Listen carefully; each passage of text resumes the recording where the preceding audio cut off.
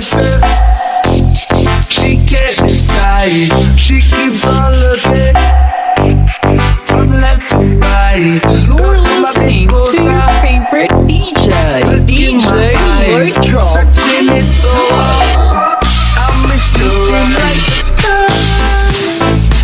to love and leave up and disappear right after the song.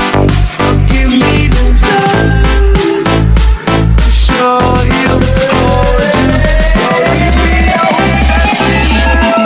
You can make up your mind, mind, mind, mind, mind.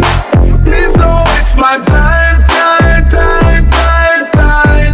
I'm not trying to rewind, wind, wind, wind, wind. I wish our hearts could come together as one.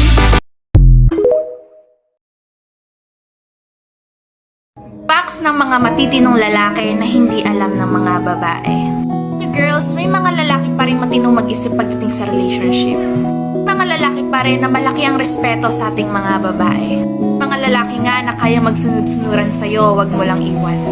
Problema, may mga babae na mas gusto ang bad boy kaysa sa good boy.